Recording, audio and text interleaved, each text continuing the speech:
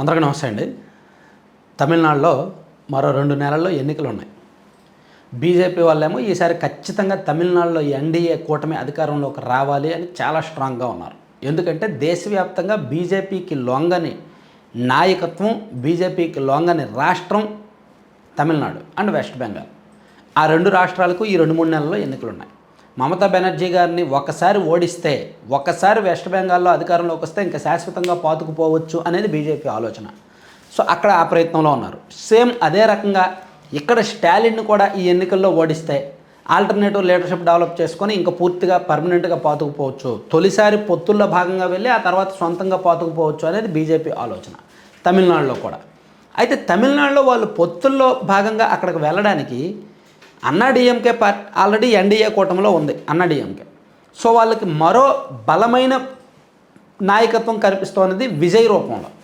నిజానికి అక్కడ విజయ్ సొంతంగా పోటీ చేస్తే పెద్ద సంచలనాలు సృష్టిస్తాడని ఆశించలేం. అధికారంలోకి వచ్చేంత సీన్ ఉండదు.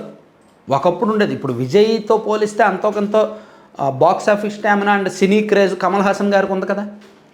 కాకపోతే కమల్ హాసన్ అంత ప్లానింగ్ లేక, అంత డబ్బులు అంత పూర్తిగా పెట్టక, రాజకీయంగా ఒక బలమైన పునాదులు నిర్మించుకోకుండా ఆయన రాజకీయాల్లోకి వెళ్ళి ఎన్నికల్లోకి వచ్చి పోటీ చేయడం వల్ల ఆయన దెబ్బతిన్నాడు. ఆయన కూడా ఓడిపోయాడు.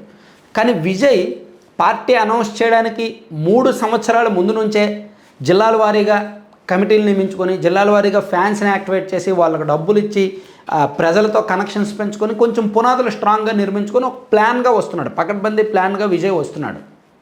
కాబట్టి విజయ్ పార్టీని మనం కమల్ హాసన్ పార్టీ అంత ఫెయిల్యూర్ పార్టీ అని చెప్పలేము, అలాగని సక్సెస్ అవుతాడని కూడా చెప్పలేము. కానీ ఫోకస్ అయితే ఉంది, చర్చ అయితే జరుగుతోంది.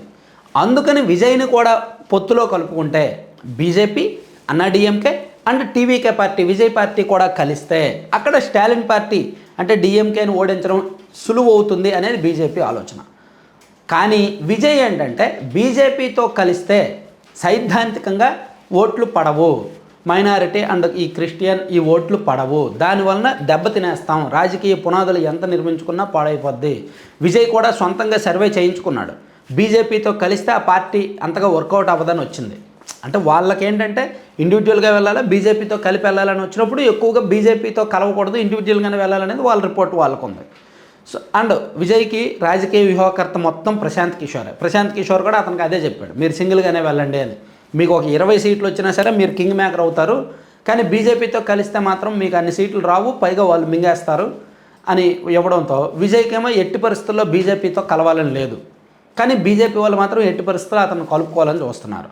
అందుకు కరూరులో జరిగిన ఘటనను ఆయుధంగా చేసుకొని సిబిఐ విచారణ చేపట్టారు. ఆల్రెడీ 2 సార్లు విజయ్ని విచారణకు పిలిపించారు.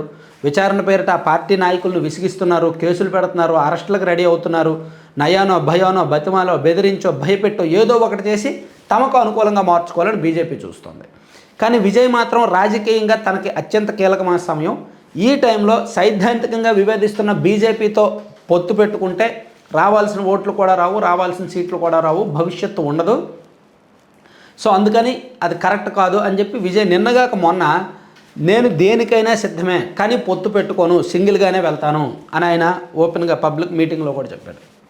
సో అసలు పొత్తులు ఉండవు, సింగిల్గానే వెళ్తాం, వాళ్ళు ఏం చేస్తారో చేసుకొని, ఎన్ని కేసులు పెడతారో పెట్టుకొని, నేను అన్నింటికీ తెగించే రాజకీయాల్లోకి వచ్చాను అంటే విజయ్ పబ్లిక్ మీటింగ్లో అలా మాట్లాడాడు అంటే అర్థం ఏంటి?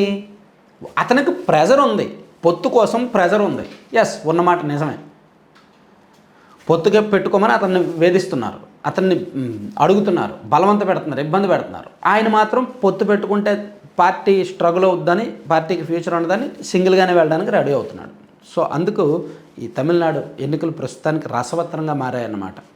సో అది కొంచెం చాలా అంటే సూక్ష్మ స్థాయిలో పరిశీలిస్తే అక్కడ వెస్ట్ బెంగాల్ ఎన్నికలు కాస్త ఏకపక్షంగానే కనిపిస్తున్నాయి. అంటే మమతా బెనర్జీ గారు ఓడిపోయే అవకాశాలు ఎక్కువ కనిపిస్తున్నాయి, బీజేపీ అధికారంలోకి వచ్చే అవకాశాలు కనిపిస్తున్నాయి. కానీ తమిళనాడుకు వచ్చేసరికి మాత్రం ఇక్కడ వ్యూహం, పొత్తు వ్యూహం ఏది వర్కౌట్ అవ్వట్లేదు, ఒక క్లారిటీ రావట్లేదు అనమాట.